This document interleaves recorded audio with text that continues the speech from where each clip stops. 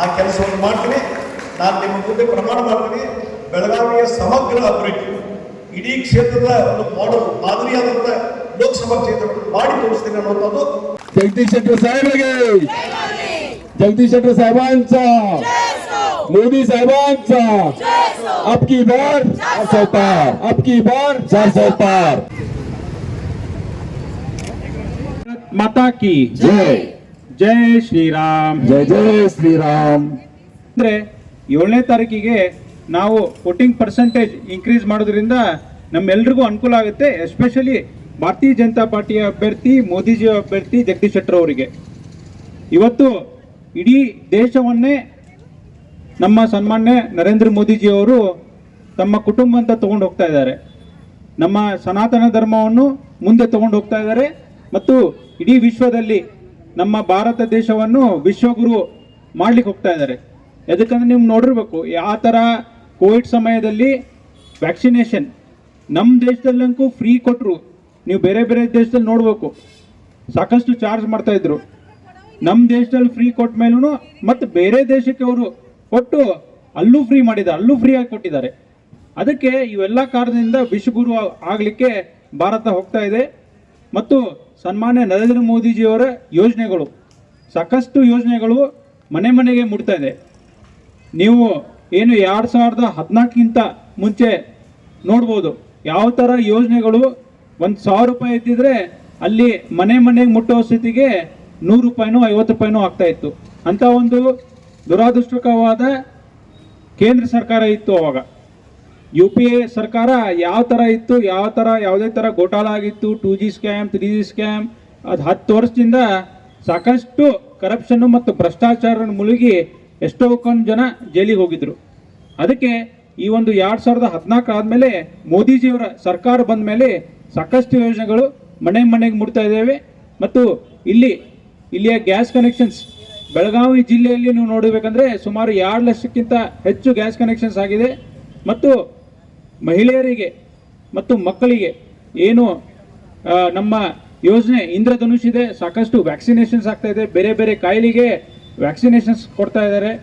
ಮತ್ತು ಇಲ್ಲಿ ಮುದ್ರಾ ಯೋಜನೆ ಇರ್ಬೋದು, ಪ್ರಧಾನಮಂತ್ರಿ ಆವಾಸ್ ಯೋಜನೆ ಇರ್ಬೋದು, ಹೀಗೆ ಹೇಳ್ಕೊಂತ ಹೋದರೆ ದೊಡ್ಡ ಒಂದು ಯೋಜನೆಗಳೇ ಒಂದು ಪಟ್ಟಿನೇ ಇದೆ.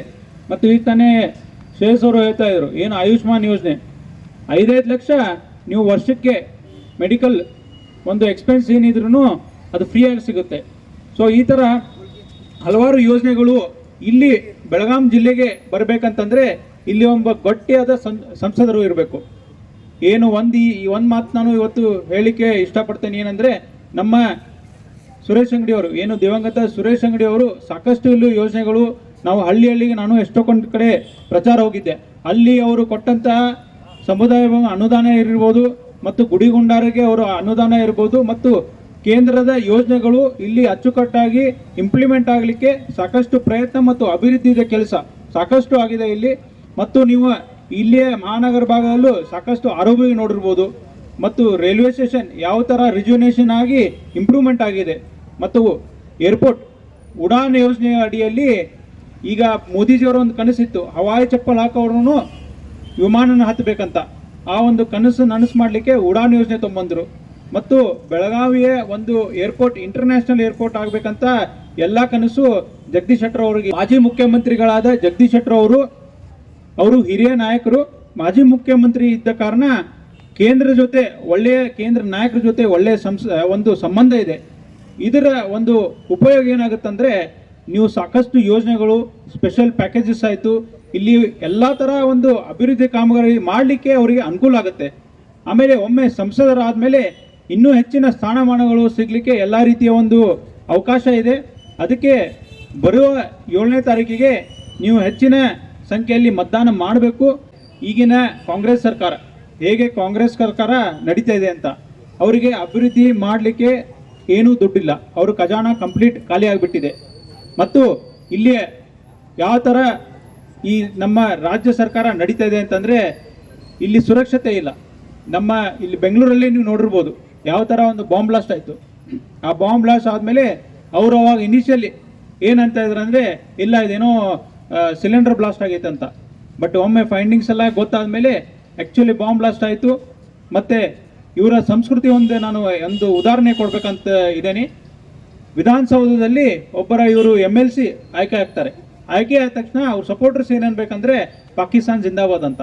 ಇಂಥ ಒಂದು ದರಿದ್ರ ಸಂಸ್ಕೃತಿ ಇರುವ ಕಾಂಗ್ರೆಸ್ ಸರ್ಕಾರ, ಕಾಂಗ್ರೆಸ್ ಸಂಸ್ಕೃತಿಯನ್ನು ನಾವು ತೊಳೆದು ಹಾಕಬೇಕು. ಮತ್ತು ಇಲ್ಲೆಲ್ಲ ಸಾಕಷ್ಟು ಮಹಿಳೆಯರಿದ್ದೀರಿ, ತಾಯಂದಿರಿದ್ದೀರಿ. ನಿಮ್ಗೆಲ್ರಿಗೂ ಗೊತ್ತಿದೆ ಯಾವ ಥರ ಹುಬ್ಳಿಯಲ್ಲಿ ಇನ್ಸಿಡೆಂಟ್ ಆಯ್ತಂತ. ಒಬ್ಬ ಮುಗ್ಧ ಹೆಣ್ಮಗಳಿಗೆ ಚುಚ್ಚಿ ಕೊಲೆ ಮಾಡಿದರು. ಯಾವ ಥರ ಎದಕ್ಕಾಗುತ್ತೆ ಈ ಥರ? ಇದು ಎದಕ್ಕಾಗುತ್ತೆ ಅಂದರೆ ಕಾಂಗ್ರೆಸ್ಸಿನ ತುಷ್ಟೀಕರಣ ರಾಜಕಾರಣ ಸಂಬಂಧ ಈ ಥರ ಆಗುತ್ತೆ. ಅದಕ್ಕೆ ನೀವು ದಯವಿಟ್ಟು ಮನವರಿಕೆ ಮಾಡ್ಕೋಬೇಕು ಹೇಗೆ ನಮ್ಮ ದೇಶ ಹೋಗ್ತಾ ಇದೆ.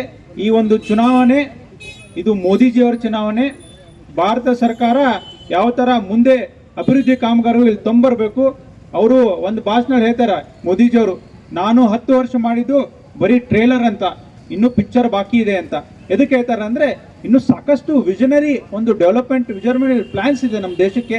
ಇಂಥ ಒಬ್ಬ ಪ್ರಧಾನಿ ನಮ್ಮಲ್ಲಿ ನಾವು ಇವತ್ತು ಇದ್ದಾರೆ ಅಂತ ನೋಡಿ ನಮ್ಮಲ್ಲಿ ಮತದಾನ ಮಾಡಬೇಕು. ಮತ್ತು ಒಂದು ವಿಷಯ ಹೇಳ್ಬೇಕಂತಂದರೆ ಜಗದೀಶ್ ಶೆಟ್ಟರ್ ಅವರು ಅವರ ನಾಯಕತ್ವ ವ್ಯಕ್ತಿತ್ವ ಹೇಗಿದೆ ಅಂತಂದರೆ ಯಾರಾದರೂ ಅವರಿಗೆ ಕಾಲ್ ಮಾಡಿದರೆ ಸ್ವತಃ ಅವರೇ ಕಾಲ್ ಪಿಕ್ ಮಾಡ್ತಾರೆ. ಮತ್ತು ಮನೆ ಬಾಗಿಲು ಜನರಿಗೆ ಯಾವಾಗಲೂ ಓಪನ್ ಆಗಿರ್ತೈತಿ.